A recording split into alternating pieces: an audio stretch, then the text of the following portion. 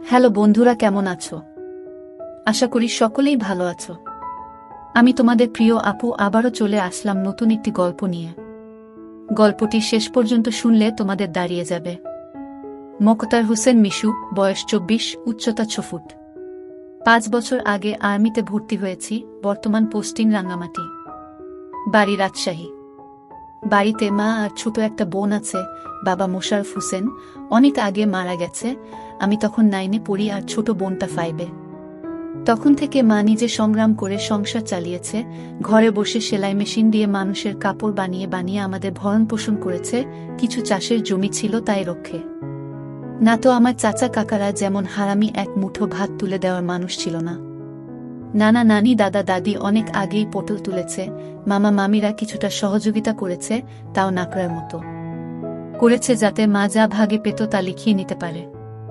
আমার ভোলি মা সরল মনে তা দিয়েও দিয়েছে।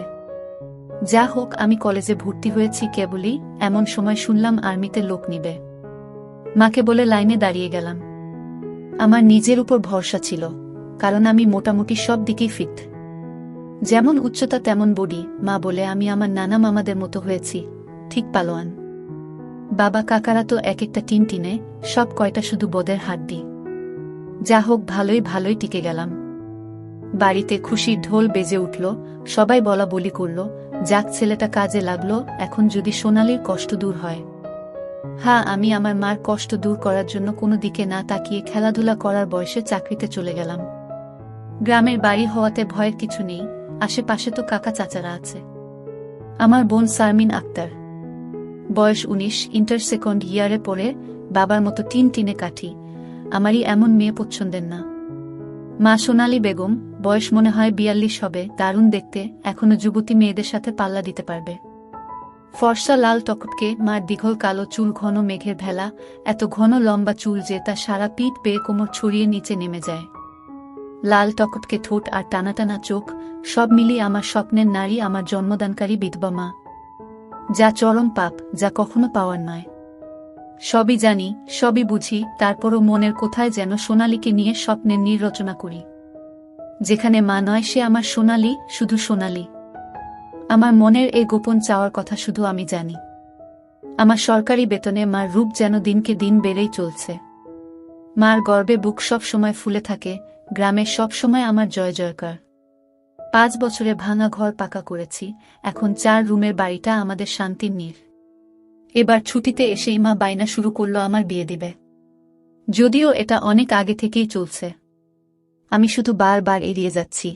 আজ এ নিয়ে মার সাথে মুখ কালাকালি হয়ে গেল। মার এক কথা, শারমিন বড় হয়েছে, বিয়ে দিতে হবে। এরই মাঝে কয়েকটা সম্বন্ধ এসেছিল, তার বিয়ে হয়ে গেলে সে একা একা কিভাবে থাকবে, হ্যান ত্যান কত কথা। আমি এসেছি শুনে ছোট মামা এলো। সারাদিন থেকে বিকেলে যাওয়ার সময় আমাদের সবাইকে নিয়ে যেতে চাইল। আমরা না যাওয়াতে জোর করে শারমিনকে নিয়ে গেল। বলল 2 দিন পর মা বেটা গিয়ে বেরিয়ে আসবে, আর শারমিনকে নিয়ে আসবে। আমাকে আর মাকে নিয়ে যাওয়ার জন্য আর কি এমনটা করল। সন্ধ্যা থেকে আকাশটা মেঘলা হয়ে আছে দেখে বাইরে গেলাম না। না হলে 2 দিন থেকে এসে সন্ধ্যার পর বন্ধুদের সাথে আড্ডা মারতে বেরিয়ে পড়ি। আজ গেলাম না দেখে মাও খুব খুশি। গরম গরম পকোড়া ভেজে দিল। বিছানায় বসে মা বেটা মিলে আরাম করে খাচ্ছি। মিশু, হুমা, কাউকে পছন্দ করিস? আমি মার মুখের দিকে তাকিয়ে মুচকি মুচকি হাসছি। বল না পছন্দ করিস? করলে এতদিন তুমি জানতে না, তবে হ্যাঁ, একজনকে খুব ভালো লাগে, এবং এও জানি তাকে আমি পাবো না। কেন পাবি না? আমার ছেলে কি দেখতে খারাপ? কোনো লাট সাহেবে বেটি সেরে? হা হা। তুমি দেখি রেগে গেলে। রাখবো না, এমন সোনার ছেলে আমার। আর কি না, বল তুই কে সে? বাদ দাও মা, আমার যাকে ভালো লাগে তার কথা দুনিয়ার কাউকে বলতে পারবো না, শুধু খোদাকে ছাড়া। মা আমার এমন গম্ভীর কথা শুনে অবাক হয়ে চেয়ে রয়েছে। এটা কি কথা রে বাবা? আমাকে বলতে না পারিস তোর ভাবি মানে রাসেলের বুয়ের কাছে বলিস তুই? না মা, তা না, তুমি আমার সবচেয়ে বড় বন্ধু। তোমাকেই যেহেতু বলতে পারছি না, সেখানে বলতে গেলে তারা তো আমাদের শত্রু, তাদের বলতে যাব কেন? তাহলে বল না, কে সে? কোথায় বাড়ি? কোনো বাড়ির মেয়ে? আমি চুপ করে বসে রয়েছি। মা অনেকক্ষণ আমার উত্তরের অপেক্ষায় থেকে মুখ গোমরা করে চলে গেল। ঘন ঘন বিদ্যুৎ চমকাচ্ছে, আকাশটা কালো হয়ে আছে, রাতের তারাগুলো না জানি কোথায় ডুব দিয়েছে। আমি জানালার গ্লাস খুলে দিয়ে ঠান্ডা হাওয়া গায়ে মাখছি। হাত বাড়িয়ে ব্যাগটা নিয়ে খুললাম, সিগারেটের প্যাকেটটা বের করে একটা ধরিয়ে টানছি। প্যাকেট রাখতে গিয়ে মোবাইলের বক্সটার কথা মনে পড়ল। সারমিনের জন্য যা যা এনেছিলাম সব দিয়েছি, শুধু মারগুলো দেওয়া হয়নি। চেয়েছিলাম দিতে, এমন সময় ছোট মামা এলো, তাই আর দেওয়া হয়নি। নতুন অ্যান্ড্রয়েড সেট, মা খুব খুশি হবে। আরেক বক্সে একটা স্বর্ণের চেইন, মার যেটা ছিল সেটা আমার এসএসসির ফর্ম ফিলআপের সময় বিক্রি করে দিয়েছিল। তখন থেকে মার গলা খালি। আরও কয়েকটা জিনিস আছে মার জন্য। আয় খেয়ে নে, ঝড় আসতে পারে, কারেন্ট চলে গেলে খেতে ঝামেলা হবে। আমি তাড়াতাড়ি সিগারেটটা জানালা দিয়ে বাইরে ফেলে দিয়ে বললাম, হা দাও। কি লজ্জা, মা সিগারেট খেতে দেখে নিল, জানে আমি খাই, তবে এভাবে দেখেনি কখনো। ঘরে বসে সিগারেট খাওয়াটা ভুল হয়ে গেছে, সারা ঘরে সিগারেটের ধোঁয়া। মা বেটা খেয়ে দিয়ে উঠলাম। মা বলো, আমার রুমে এসো তো একটু। তুই যা, থালা বাসনগুলো গুছিয়ে আসছি। আমি রুমে এসে শুয়ে রইলাম। মা আধা ঘন্টা পর হাত মুছতে মুছতে এলো। কিরে বাবা? আমি উঠে মার হাত ধরে খাটে নিয়ে বসালাম। ব্যাগ থেকে এক এক করে শাড়ি, ব্লাউজের কাপড়, ছায়ার কাপড়, একটা বাদুর বোরকা, দুটো ওড়না, একটা শীতের জামা, চাদর এবং আরও একটা প্যাকেট দিলাম। প্যাকেটটা দিলাম ভয়ে ভয়ে, কারণ ওতে দুশের ছোট জামা কাপড় আছে, জানি না দেখার পর কি বলবে। এত কিছু কি জন্য এনেছিস? তোর কি বুদ্ধি শুদ্ধি হবে না কখনো? প্রতিবারই এত কিছু আনা লাগবে? আহ থামো তো তুমি, যা লাগে তা আনবো না। এটাতে কি রে? না, ওটা এখন খুলবে না, তোমার ঘরে গিয়ে খুলবে। আর প্লিজ রাগ করবে না। কি আছে এতে, তা তুমি খুলে দেখে নিও। আর হ্যাঁ, আরও কিছু আছে, এই বলে মোবাইলটা দিলাম। একটা থাকতে আরেকটা এত দামি মোবাইল, তোমার চেয়ে কেন কিছু দামি নয় আমার কাছে, এই বলে গালে একটা হামি দিলাম। মাও আমার কপালে হামি দিল। চোখ বন্ধ করো তো। কেন রে? আহ বন্ধ করো না একটু। মা হেসে দিয়ে চোখ বন্ধ করল। আমি চেইনটা মার গলায় পরিয়ে দিলাম। এখন চোখ খুলো মা। মা চোখ খুলে স্বর্ণের চেইনটা দেখে হুহু করে কেঁদে দিল। না মা, না, কাঁদবে না, প্লিজ মা, কেঁদে না। তোমার মুখে হাসি দেখব বলে নিয়ে এসেছি, সেখানে তুমি যদি কাঁদো তাহলে আমার খুব কষ্ট হবে মা। না রে বাবা, কাঁদছি না, তুই বুঝবি না এটা কিসের কান্না। খুশি হয়েছ মা? হ্যাঁ রে বাবা, অনেক খুশি হয়েছি। এই বলে মা দাঁড়িয়ে উঠে আমাকে ধরল। আমি তো কেঁপে উঠলাম। মা কখনো এভাবে আমাকে ধরেছে বলে মনে পড়ে না। ইস কি নরম, কি সুন্দর ঘ্রাণ, ও দুটো আমার বুকে পিষ্ট হচ্ছে। মা অনেকটা খাটো হওয়াতে তার মাথাটা আমার থুতনির নিচে, চুল থেকে সুবাস এসে নাকে লাগছে। নাক মুখ ডুবিয়ে দিলাম চুলে। ধীরে ধীরে আমার ওটা শক্ত হচ্ছে। মন চাচ্ছে হাত দুটো আরেকটু নিচে নিয়ে রাখি, তবে সাহস পাচ্ছি না। মা আমার যা রাগী মানুষ, ছোটবেলায় কত বেতপিটা করেছে তার হিসাব নেই। মার মুখটা দুহাত দিয়ে ধরে কপালে একটা হামি দিলাম। আর কখনো কাঁদবে না মা, আমি যেন তোমার চোখে পানি না দেখি। আচ্ছা বাবা, আর কাঁদব না। তো যাও, লাল তাঁতের শাড়িটা পরে দেখাও তো, দেখি কেমন লাগে আমার মাকে। যা পাগল, আমি বিধবা মেয়ে লোক, এমন লাল টকটকে শাড়ি পরলে মানুষে কি বলবে? কি বলল তাতে তোমার কি যায় আসে? আর এখানে মানুষ আসবে কোথা থেকে? মানুষের সামনে না পড়তে চাইলে পড়ো না, এখন আমাকে তো পরে দেখাও। আমার খুব মন চাইছে সাজুগুজু করে কেমন লাগে দেখতে। তাই ইস আমার বাবা এনেছে, আর আমি পরব না তা কি হয়? তবে মানুষের সামনে কখনো পড়তে বলিস না রে। ঠিক আছে মা, আমি শুধু আমার সুন্দরী মাকে দু চোখ ভরে দেখতে পেলেই হলো। যা দুষ্টু, মাকে কেউ সুন্দরী বলে? হা হা, তাই? তাহলে কি বলবো গো? হি হি, তুই জানিস কি বলবি। বেয়াদ বিনিও না, প্যাকেটে যা আছে তাও পড়ো। কি আছে রে এতে? যাও খুলে রাখো। মা চলে গেল। আমি পিছন থেকে দেখে মুগ্ধ হয়ে গেলাম। এ মহিলার কি কখনো যৌবনে ভাটা পড়বে না? প্রায় 15 মিনিট পরে মা এলো। অসম্ভব, এ কাকে দেখছি আমি? এতদিন এক পেরে শাড়িতে যে মাকে দেখেছি তার সাথে এই মহিলার কেন মিল নেয়? কি সুন্দর, অতুলনীয়, গর্জিয়াস, মার্ভেলাস, যতই উপমা দিই না কেন কম পড়ে যাবে। মা দরজার কাছে দাঁড়িয়ে আছে, আমি বিছানার পাশে হা করে দাঁড়িয়ে আছি। মা ভীষণ মায়াবী করে হেসে চোখে ভ্রু উঠানামা করে জানতে চাইলে, কি কেমন? আমি ধীরে ধীরে মার সামনে গিয়ে দাঁড়ালাম। কি রে, কেমন হয়েছে? দারুণ মা, খুব সুন্দর, মনে হচ্ছে অ্যাঞ্জেল। যা দুষ্টু, মাকে এমন কমপ্লিমেন্ট দিতে হয়? আমার 10 পাস মা যে এমন কথাও বলতে পারে জানা ছিল না। সরি মা, বলে হাত ধরে বিছানায় নিয়ে বসালাম। আমি নিচে বসে মার কোলে মাথা রাখলাম, তুমি সব সময় এমন ভাবে থাকতে পারো না মা। মা আমার মাথায় চুলে হাত বুলিয়ে দিয়ে কি পাগলের মতো বলছিস? মানুষে দেখলে কি বলবে? তাহলে বলো, আমি যে কয়দিন থাকবো সে কয়দিন এমন করে সেজে থাকবে কেন রে? আমার খুব ভালো লাগে মা। হি হি পাগল, আচ্ছা থাকবনি। আমি মুখ উঠিয়ে মার মুখের দিকে তাকিয়ে, ওগুলো পড়েছ মা? যা শয়তান, কিছু তো শরম করো। মার জন্য কেউ এসব আনে জানি না মা, কেউ আনে কিনা, তবে বাবা থাকলে হয়তো আমিও আনতাম না। সে নেই দেখে মনে হলো আমার মার তো ভালো মন্দর খোঁজ রাখার কেউ নেই, তাই নিজেই রাখি। রাগ হয়েছ মা? না রাগ হয়নি, কিন্তু আর আনিস না। কেন মা, পছন্দ হয়নি নাকি সাইজে হয়নি? সব ঠিক আছে। তবে তবে কি মা? মা লজ্জায় মুখ ঘুরিয়ে নিয়ে, তুই এনেছিস ভাবলে পড়তে শরম করে রে। আজ থেকে আমাকে ছেলে নয় বন্ধু ভাববে, তাহলে আর শরম করবে না। হবে মা আমার বন্ধু। যাহ পাগল, সমবয়সী না হলে কি বন্ধু হওয়া যায় এ যুগে? ওসব পুরনো কথা মা। তাই বলে মা ছেলে? হা মা ছেলে, এতেই তো ভালো, একে অপরের কাছে আসা যায়। তুই অনেক বড় হয়ে গেছিস দেখি, কি সুন্দর কথা বলছিস। তা তো অবশ্যই, কয়দিন পর তোমার ছেলে সেকেন্ড লেফটেন্যান্ট অফিসার হবে। খুব ভালো হবে রে বাবা, খুব ভালো হবে। এমন সময় বিদ্যুৎ চলে গেল। মোবাইলটা জ্বালাতো মিশু, দেখি চার্জার বাতিটা কোথায় আছে। থাক না মা, এমন কি সুন্দর তোমার কোলে শুয়ে আছি। জানো মা, পাহাড়ি এলাকায় একা একা পোস্টে ডিউটি দেওয়ার সময় এমন স্বপ্ন রোজ দেখি। প্রতিদিন মনে হয় তোমার কোলে শুয়ে একটু যদি। ঠিক আছে, এমনই থাক, তোর যত মন চাই। ধন্যবাদ মা। হি হি পাগল। মা হু, আজ আমার পাশে ঘুমাবে একটু? কেন রে, মন চাচ্ছে তোমাকে ধরে ঘুমাতে। ঠিক আছে, যা সদর দরজাটা বন্ধ করে ঘরগুলোতে ছিটকানি লাগিয়ে আয়। আমি উঠে লাফাতে লাফাতে চলে গেলাম। আজ আমার খুশি ধরে না, কিছু হলে হতেও পারে। এক জগ পানি নিয়ে এলাম সাথে করে। এসে দেখি মা শুয়ে পড়েছে। টেবিলে জগটা রেখে খাটের পাশে দাঁড়ালাম। মা দেয়ালের দিকে সরে গিয়ে আমাকে জায়গা করে দিল। বজ্রপাতের আলোতে মার মুখটা মায়াবী মায়াবী লাগছে। খোলা জানালার হিম বাতাসে আমার মনে ঝড় তুলছে। জানি না মার মনে কি চলছে।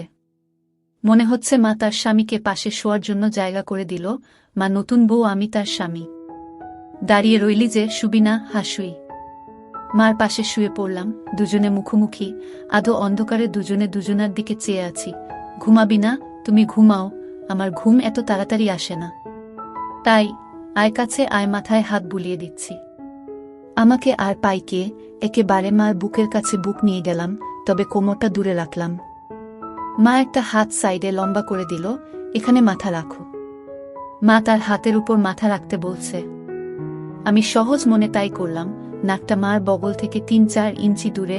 ভালো মতো দেখতে না পেলেও বুঝতে পারছি যে এর বেশি দূরে নয়, কারণ ঘামের ঘ্রাণ পাচ্ছি। ইসমার বগলের ঘ্রাণেই তো আমার শরীর আনচান আনচান করছে। মার বাম হাতের উপর শুয়ে আছি। মা ডান হাত দিয়ে মাথায় হাত বুলিয়ে দিচ্ছে, এতে করে আঁচল উঁচু হচ্ছে। আর যখনই বিদ্যুৎ চমকাচ্ছে তখনই ওগুলো দেখতে পাচ্ছি। নিজেকে কন্ট্রোল করা মুশকিল হয়ে পড়ছে।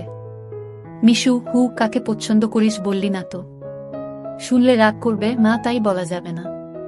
কেন কেন, এমন কাকে তোর মনে ধরেছে যে শুনলে রাগ করব? বাদ দাও না মা, নিজেকে তোমার কাছে ছোট করতে চাই না, চাই না তোমার মনে কষ্ট দিতে।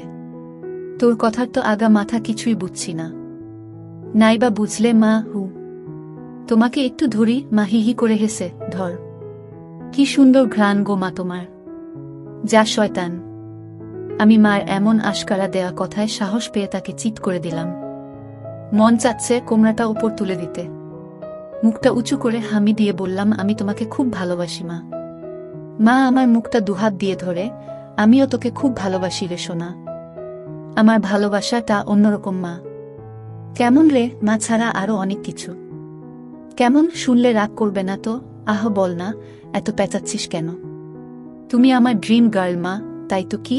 হ্যাঁ মা, জানি এটা শুনে আমাকে খারাপ ভাবছ, এজন্যই বলতে চাইছিলাম না। আমি তোর মা মিশু, এমনটা কিভাবে ভাবতে পারলি? জানি না মা, শুধু জানি আমি তোমাকে প্রচণ্ড ভালোবাসি। তোমাকে ছাড়া কাউকে ভাবতে পারি না। চুপ কর বেয়াদব, এমন কথা বলতে তোর মুখে বাজছে না? সরি মা। এই বলে তার উপর থেকে উঠে খাট থেকে নেমে পানি খেলাম। মাও বিছানার উপর উঠে বসেছে। বুঝতে পারছি সে অবাক হয়ে আমার দিকে তাকিয়ে আছে। জানালার ধারে গিয়ে দাঁড়ালাম। বৃষ্টি থেমে গেছে, তারপরও আকাশ কালো হয়ে আছে। চাঁদ তারা কোথায় যেন লুকিয়ে গেছে আজ। ঠিক আমার হৃদয়ের মতো চারিদিকে অন্ধকার। এমন সময় কারেন্ট এলো। ঘরটা আলোকিত হয়ে গেল। আমি জানালাটা লাগিয়ে দিলাম, পর্দা ঝুলিয়ে দিয়ে ঘুরে দাঁড়ালাম। মা বিছানার উপর হাঁটুতে মাথা দিয়ে নির্বাক বসে আছে। ফ্যানের হাওয়া মার রেশমি চুলগুলো দোলা দিচ্ছে। মনে হচ্ছে নববধূ বসে আছে। মা মুখ তুলে আমাকে তার দিকে এক মনে তাকিয়ে থাকতে দেখে, এখনে আয়। আমি মার কাছে গেলাম। বস। বসলাম। মা আমার পিঠে হাত বুলিয়ে দিয়ে বলে, এমনটা হয় না বাবা, আমার লক্ষ্মী সোনা ছেলে। আমি কিছু মনে করিনি। আমি জানি তোদের বয়সের ছেলেদের ফ্যান্টাসি হয় খালা, চাচিরা। তবে মাকে নিয়ে ফ্যান্টাসি রচনা করা একটু বেশি হয়ে যায়। সরি মা। আমার ভোলি ভালি মা যে এতটা বুঝে, এতটা পোক্ত আমার জানাই ছিল না, এত অনেক শেয়ানা।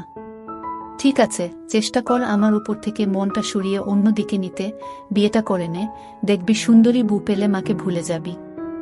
আমি মাথা নিচু করে, পারবো না মা, প্লিজ। নিজের সাথে অনেক লড়াই করেছি, আমি ক্লান্ত মা, কিছুতেই তোমাকে মন থেকে সরাতে পারি না। কেন রে, কি এমন পাস আমার মাঝে? আমি মুখ তুলে মার মুখের দিকে তাকিয়ে, জানি না মা, শুধু জানি তুমি আমার সব। তোমার কথা চিন্তা করলেই আমার কি তোর পাগল হয়ে যায় মা। মা মুচকি হেসে, ও কিছু না, নিষিদ্ধ জিনিসের প্রতি টান একটু বেশিই হয়। আমি তো বুড়ি হয়ে গেছি, তুই যেমনটা ভাবিস তেমনটা আমি আর নেই। মার এমন কথা শুনে আমি কেঁপে উঠলাম। মা কি ইশারায় আমাকে বুঝালো যে তার জিনিসপত্র আর আগের মতো নেই, দেখলে আমার পছন্দ হবে না? দেখ বাবা, এক একজনের এক একজনকে ভালো লাগে, তাই বলে কি তাকেই নিজের করে পেতে হবে এমন কেন কথা আছে? অন্য কেন মা হলে এসব কথা শোনার সাথে সাথে চিৎকার চেঁচামেচি করে বাড়ি মাথায় তুলত। আমি কিন্তু তা করছি না, কারণ তুই আমার একমাত্র ছেলে, নারী ছেঁড়া বাঁধন, তোকে আমি অনেক ভালোবাসি। তাই বলছি, আমার ভালোবাসার মর্যাদা রাখতে বিয়ে করে নে বাবা, দেখবি ধীরে ধীরে আমার থেকে মন বোমার দিকে চলে গেছে। ধন্যবাদ মা, তুমি আমার কথা মন দিয়ে শুনেছ এবং যুক্তি দিয়ে ভালো মন্দের বিচার করেছ বলে। তবে লজ্জা না করে বলছি মা, এর আগেও আমি দু একটা মেয়ের সাথে মিশেছি, তারা শুধু সুখ পেয়েছে আমার কাছে, আদর ভালোবাসা একটু পাইনি আমার কাছ থেকে। এমনকি আমার নিজেরও হয় না যতক্ষণ চোখ বন্ধ করে তোমাকে না ভাবি। যখন সেসব মেয়েদের জায়গায় তোমাকে কল্পনা করি তখন আমি আর নিজের মাঝে থাকি না, সুখের সাগরে ভেসে যায়। কেবলমাত্র তখনই হয় আমার। তুই তো অনেক দূর এগিয়ে গেছিস তাহলে। আমি অনেক আগে থেকেই বুঝতে পেরেছিলাম যে আর চোখে লুকিয়ে লুকিয়ে আমাকে দেখিস। ভাবতাম শয়তান ছেলে পুলে, আর একটু বড় হলে সমবয়সী মেয়েদের সাথে মিশলে ঠিক হয়ে যাবে, কিন্তু এখন দেখছি তা না। তোর দেখি বয়স্ক মহিলাদের ভালো লাগে। এতক্ষণ মার সাথে এত খোলামেলা কথা বলতে পেরে নিজেকে অনেক হালকা লাগছে। সাহস করে মাকে ধরে শুইয়ে দিলাম। মা চুলে হাত বুলিয়ে দিচ্ছে। আমি তাহলে কি করব মা, সেটাই তো ভাবছি। যেটাই ভাবো মা, আমার মতো পরিবর্তন হবে না। মানে কি? মানেটা তুমি ভালো করেই জানো। মার কণ্ঠে এবার সত্যি সত্যি রাগের আওয়াজ পেলাম। তাই বলে সারা জীবন বিয়ে করবি না, নাকি ছেলে হয়ে মাকে বিয়ে করতে চাস? মা যে এমন কথা ঠাস করে বলে বসতে পারে তা আমি চিন্তাই করিনি। আমি বললাম, বিয়ে না করতে পারলেও তো তুমি আমার হতে পারো। এটা কি মামা বাড়ির আবদার নাকি? ছি ছি মিশু, এমনটা বলতে তোর মুখে বাঁধল না? তাহলে সারা জীবন ছেলেকে এভাবেই দেখতে পাবে মা। তোমার এই মিশু কখনো বিয়ে করবে না। মার চোখে জল টলমল করছে। আমি হাত দিয়ে তা মুছিয়ে দিলাম। আমি তো এমন কিছু করিনি মা। তাহলে তুমি কাঁদছো কেন? আমরা দুজন জাস্ট আলাপ করছি। মা অনেকক্ষণ চুপ থেকে, শুন বাবা, লজ্জা শরমে মাথা খেয়ে বলছি, তোর কষ্ট আমি দেখতে পারবো না। আর বয়স্ক মহিলাদের কাপড় চোপড়ের উপর থেকেই কেবল ভালো লাগে, খুললে নয়। তুই যদি চাস তাহলে আমাকে সেভাবে একবার দেখে নে, তাও তুই মতো পরিবর্তন করো। তবে শুধু দেখতে পাবি, কিছু করতে পারবি না। মার মুখে এমন কথা শুনে আমি আর দুনিয়াতে নেই। বল রাজি। আর যদি আমি দেখে আরো বেশি আকর্ষণ অনুভব করি তাহলে? আমি বলতে চেয়েছি যে আজ আমাকে দেখো, আর আগেও তো তুই অন্যদের দেখেছিস, তাহলেই তফাৎটা বুঝতে পারবি। আমার মনে হচ্ছে আমার মতো মার মনের ভিতরেও কিছু আছে, নয়তো দেখার কথা আমি তো কিছু বলিনি। মা নিজ থেকে দেখতে দিতে চাইছে যে। রাজি? হ্যাঁ রাজি। যা, বড় লাইটটা বন্ধ করে ছোট লাইটটা জ্বালিয়ে আয়। মনে মনে ভাবলাম, কি সৌভাগ্য, আজ তো আমার পোয়া 12 লেগে গেছে। নীল বাতিটা জ্বালিয়ে খাটের পাশে দাঁড়িয়ে রইলাম। মা উঠে দাঁড়ালো। ধন্যবাদ মা, আমার স্বপ্ন পূরণ করার জন্য। তোর জন্য আমি সব পারি রে, শুধু কথা দে সব দেখে নিয়ে মাকে ভুলে যাবি না তো, বা ভুল বুঝবি না তো? কি বলছো মা? তুমি আমার মা, আমার স্বপ্নের রানী। আমার ফ্যান্টাসির জগৎ সব কিছুই তুমি, তোমাকে ভুলে গেলে তো নিজেকেই ভুলে যাওয়া হয়। কথা দিলাম মা, জীবন থাকতে তোমার অবাধ্য হব না, ভুল বুঝা বা ভুলে যাওয়া তো দূরের কথা। আমি বললাম, কিছু মনে করো না মা, আমি কি ছুঁয়ে দেখতে পারবো? মা আমার চোখের দিকে তাকিয়ে, আমি তোর মা মিশু। হ্যাঁ মা, তুমি আমার মা এবং আমার স্বপ্নের রানীও। আমি পিছন দিকে গিয়ে শাড়ির আঁচলটা ফেলে দিলাম।